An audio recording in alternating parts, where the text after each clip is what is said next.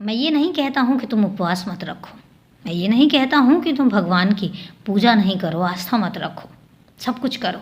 लेकिन एक बात याद रखना, मेरा उपवास पर विश्वास ज़्यादा नहीं है, क्योंकि उसका कारण ये है, जब तुम उपवास रखते हो तो तुम्हारा पूरा दिन उस उपवास के आसपास ही गुजरता है।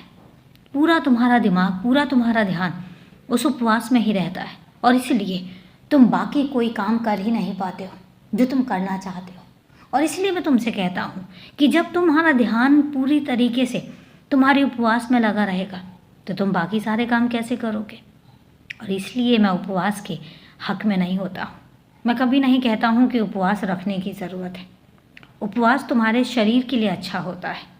थोड़े समय के लिए रखो, 4 घंटे के लिए रख लो, 10 घंटे के लिए रख लो, कुछ मत खाओ 10 घंटे के लिए, 12 घंटे के लिए रख लो। तुम्हारे शरीर की शुद्धि होती है, तुम्हारा शरीर साफ होता है। लेकिन मैं नहीं कहता हूँ कि तुम्हें मेरे लिए उपवास रखना चाहिए। उपवास रखने से बहुत सारी बीमारियाँ भी ठीक होती हैं, लेकिन मैं कभी नहीं कहता हूँ कि तुम उपवास रखोगे तो मैं प्रसन्न होऊंगा। मैं बिल्कुल प्रसन्न नहीं होऊंगा, क्योंकि मैं कहता हूँ कि उपवास रखने की ज़रूरत नहीं है। खाना खाओ, भरपेट खाओ, और उतना खाओ जितना तुम्हारे शरीर की ज़रूरत है।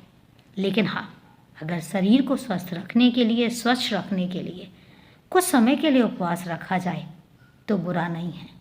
तो इसलिए रखना है रखो, पर मैं नहीं कहता हूँ। और इसलिए अपने मन पर ज़्यादा बोझ मत डालना। मैं हमेशा प्रसन्न हूँ तुमसे।